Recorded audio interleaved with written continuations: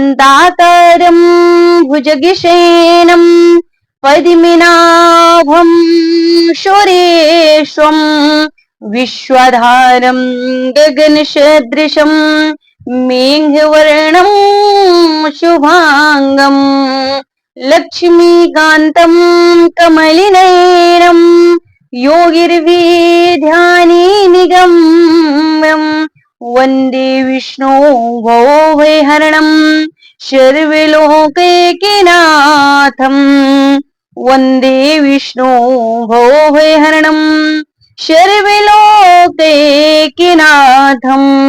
हरे कृष्णा, राधे राधे। आप सभी का भक्ति चैनल पर हार्दिक स्वागत है। आज आप सभी सुनेंगे योगिनी एकादशी व्रत की कथा। आषाढ़ मास के कृष्ण पक्ष की एकादशी योगिनी एकादशी व्रत की कथा। आषाढ़ मास के कृष्ण पक्ष की एकादशी को योगिनी एकादशी कहते हैं। इस दिन व्रत रखने से पाप कर्मों का नाश होता है और पुण्य की प्राप्ति होती है। धार्मिक मान्यता के अनुसार योगिनी एकादशी का व्रत पूजन करने वाले साधक को सभी सुखों की प्राप्ति होती है और पाप कर्मों का नाश होता है। साथ ही इस एकादशी के व्रत के प्रभाव से जातक के सभी रुके हुए कार्य भी फिर से बनने लगते हैं। पंचांग के अनुसार आषाढ़ कृष्ण पक्ष की एकादशी तिथि की शुरुआत 21 जून सुबह 7:18 पर शुरू हो जाएगी और एकादशी तिथि का समापन 22 जून की सुबह 4:27 पर समापन होगा। इस तरह सूर्योदय तिथि को देखते हुए 21 जून को एकादशी का व्रत किया जाएगा। एकादशी का व्रत के का पारण 22 जून दोपहर 1:47 से शाम 4:35 पर किया जाएगा। योगिनी एकादशी पर 21 जून 2025 को अश्विनी नक्षत्र और अतिगंड योग रहेगा। साथ ही अभिजीत मुहूर्त सुबह 11:59 से 12:47 तक रहेगा। अमृत काल दोपहर 1:12 से 2:40 तक रहेगा। योगिनी एकादशी का व्रत रखने वाले जातक के लिए दशमी तिथि से ही व्रत की शुरुआत हो जाती है। एकादशी तिथि के दिन सुबह जल्दी उठकर स्नान आदि करें और फिर लाल या फिर पीले वस्त्र धारण करें। इसके बाद पूजा की तैयारी करें। भगवान विष्णु और माता लक्ष्मी की एक साथ पूजा अर्चना करें। भगवान को चंदन का टीका लगाएं।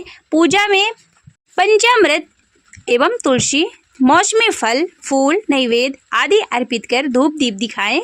पूजा के बाद योगिनी एकादशी की व्रत की कथा को पढ़ें अथवा श्रवण करें। अंत में भगवान श्री हरि की और माता लक्ष्मी की आरती करें। योगिनी एकादशी के व्रत के प्रभाव से व्यक्ति के सारे पाप कर्म समाप्त हो जाते हैं। साथ ही मृत्यु के बाद व्यक्ति को भगवान विष्णु के चरणों में स्थान प्राप्त होता है और वह नरक के कष्टों से बच जाता है। योगिनी एकादशी व्रत की कथा। धर्मराज युधिष्ठिर कहने लगे कि हे भगवान, मैंने ज्येष्ठ शुक्ल पक्ष एकादशी के व्रत का महात्म्य सुना। आप कृपया आषाढ़ कृष्ण एकादशी की कथा सुनाइए। इसका नाम क्या है, महात्म्य क्या है, यह भी बताइए। श्री कृष्ण कहने लगे, हे राजन, आषाढ़ कृष्ण एकादशी का नाम योगिनी एकादशी है। इस व्रत से समस्त पाप नष्ट हो जाते हैं। यह इस लोक में भोग और परलोक में मुक्ति देने वाली है। यह तीनों लोकों में प्रसिद्ध है। मैं तुमसे पुराणों में वर्णन की हुई कथा कहता हूँ, ध्यान पूर्वक सुनो। स्वर्ग धाम की अलकापुरी नामक नगरी में कुबेर नाम का एक राजा रहता था। वह शिव भक्त था और प्रतिदिन शिव की पूजा किया करता था। हेम नाम का एक माली पूजा के लिए यहाँ फूल लेकर आया करता था। हेम की विशालाक्षी नाम की सुंदर स्त्री थी। एक दिन वह मानसरोवर से पुष्प तो ले आया, लेकिन कामासक्त होने के कारण वह अपनी स्त्री से हास्य विनोद तथा रमण करने लगा। इधर राजा उसकी दोपहर तक राह देखता रहा। अंत में राजा कुबेर ने सेवकों को आज्ञा दी कि तुम लोग जाकर माली के न आने का कारण पता करो, क्योंकि वह अभी तक पुष्प लेकर नहीं आया। सेवकों ने कहा, हे महाराज, यह पापी अति कामी है, अपनी स्त्री के साथ हास्य विनोद में रमण कर रहा होगा। यह सुनकर कुबेर ने क्रोधित होकर उसे बुलाया। हेममाली राजा के भय से कांपता हुआ उपस्थित हुआ। राजा कुबेर ने क्रोध में आकर कहा, अरे पापी, नीच कामी, तूने मेरे परम पूजनीय ईश्वरों के ईश्वर श्री शिवजी महाराज का अनादर किया है, इसलिए मैं तुझे शाप देता हूँ कि तू स्त्री का वियोग सहेगा और मृत्यु में लोक में जाकर कोढ़ी होगा। कुबेर के शाप से हेममाली का स्वर्ग से पतन हो गया और वह उसी क्षण पृथ्वी पर गिर गया। भूतल पर आते ही उसके शरीर में श्वेत कोढ़ हो गया। उसकी स्त्री भी उसे समय अंतर ध्यान हो गई। मृत्यु लोक में आकर माली ने महान दुख भोगे। भयानक जंगल में जाकर बिना अन्न और जल के भटकता रहा। रात्रि को भी निंदा नहीं आती थी, परंतु शिव जी की पूजा के प्रभाव से उस को पिछले जन्म की स्मृति का ज्ञान अवश्य रहा। घूमते घूमते एक दिन वह मार्कंडेय ऋषि के आश्रम में पहुंच गया, जो ब्रह्मा से भी अधिक वृद्ध थे और जिनका आश्रम ब्रह्मा की सभा के समान लगता था। हेममाली वहां जाकर उनके पैरों पर पड़ गया।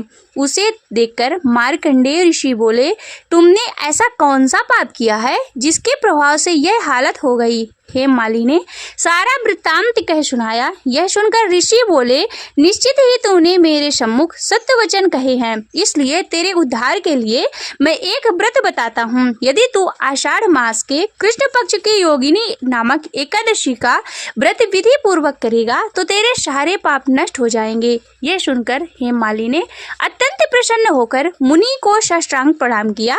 मुनि ने उसे स्नेह के साथ उठाया। हेममाली ने मुनि के कथनानुसार विधि पूर्वक योगिनी एकादशी का व्रत किया। इस व्रत के प्रभाव से अपने पुराने स्वरूप में आकर वह अपनी स्त्री के साथ सुख पूर्वक रहने लगा। भगवान श्री कृष्ण ने कहा, हे राजन, यह योगिनी एकादशी का व्रत 88,000 ब्राह्मणों को भोजन कराने के बराबर फल देता है। इसके व्रत से समस्त पाप दूर हो जाते हैं और अंत में स्वर्ग की प्राप्ति होती है।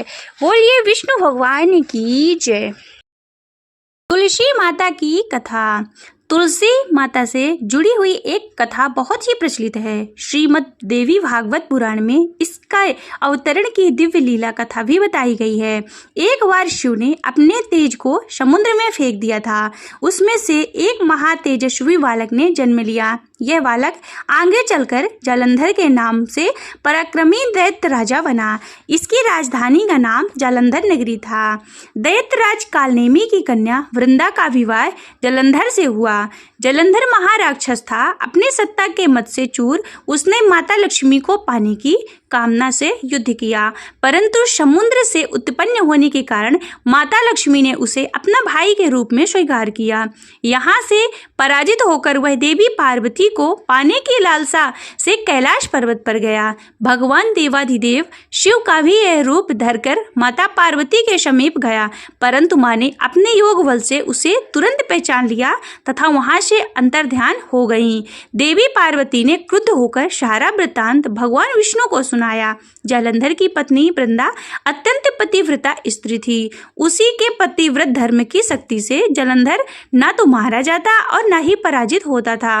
इसलिए जालंधर का नाश करने के लिए वृंदा के पतिव्रत धर्म को भंग करना भी बहुत जरूरी था। इस कारण भगवान विष्णु ऋषि का वेश धारण कर वन में जा पहुंचे, जहां वृंदा अकेली भ्रमण कर रही थी। भगवान के साथ 2 मायावी राक्षस भी थे, जिन्हें देखकर वृंदा भयभीत हो गई। ऋषि ने वृंदा के सामने पल में दोनों को भस्म कर दिया। इनकी शक्ति देखकर वृंदा ने कैलाश पर्वत पर महादेव के साथ युद्ध कर रहे अपने पति जालंधर के बारे में पूछा। ऋषि ने अपनी माया से 2 वानर प्रकट किए। एक वानर के हाथ में जालंधर का सिर था तथा दूसरे हाथ में धड़ था। अपने पति की यह दशा को देखकर वृंदा मूर्छित होकर गिर पड़ी। होश आने के बाद उन्होंने इस ऋषि रूपी भगवान से विनती की कि वह उसके पति को जीवित करें। भगवान ने अपनी माया से पुनः जालंधर का सिर धड़ पे जोड़ दिया, परंतु स्वयं भी वह उसी शरीर में प्रवेश कर गए। वृंदा को इस छल का जरा भी आभास न हुआ। जालंधर बने भगवान के साथ वृंदा पतिव्रत का व्यवहार करने लगी, जिससे उसका सात्वित्व भंग हो गया। ऐसा होते ही वृंदा का पति जालंधर युद्ध में हार गया। इसी सारी लीला पर जब वृंदा को पता चला तो उसने क्रुद्ध होकर भगवान विष्णु को शीला होने का शाप दे दिया। तथा स्वयं भी सती हो गई। जब वृंदा भस्म हुई वहाँ तुलसी का पौधा उगा। भगवान विष्णु ने वृंदा से कहा कि हे वृंदा, तुम अपने सतीत्व के कारण मुझे लक्ष्मी से भी अधिक प्रिय हो। अब तुम तुलसी के रूप में सदा मेरे साथ रहोगी। जो मनुष्य भी मेरे शालिग्राम रूप के साथ तुलसी का विवाह करेगा उसे इस लोक से और परलोक में विपुल यश प्राप्त होगा। जिस घर में तुलसी होती है वहाँ यम के दूत भी असमय नहीं आ सकते। गंगा व नर्मदा के जल में भी स्नान तथा तुलसी का पूजन बराबर माना गया है। चाहे मनुष्य कितना भी पापी क्यों न हो, मृत्यु के समय जिसके प्राण मंजरी सहित तुलसी और गंगा जल से मुख में रखकर निकल जाते हैं वह पापों से मुक्त होकर वैकुंठ धाम को प्राप्त होता है। जो मनुष्य तुलसी व आंवले की छाया में अपने पितरों का श्राद्ध करता है। ओम जय जगदीश हरे, स्वामी जय जगदीश हरे। भक्ति जनों के संकट नाश, जनों के संकट क्षण में दूर करे। ओम जय जगदीश हरे। जो ध्यावे फल पावे, दुख विनशे मन का, स्वामी दुख विनशे मन का। सुख संपत्ति घरे आवे, सुख संपत्ति घरे आवे, कष्ट मिटे तनिका। ओम जय जगदीश हरे। मात पिता तुम मेरे, शरण गहूँ मैं किसकी, स्वामी शरण गहूँ मैं किसकी। तुम्हें बिने और न दूजा, तुम्हें बिने और न दूजा, आश करूं जिसकी। ओम जय जगदीश हरे। तुम पूर्ण परमात्मा, तुम अंतर्यामी, स्वामी तुम अंतर्यामी। पार ब्रह्म परमेश्वर, पार ब्रह्म परमेश्वर, तुम सबके स्वामी।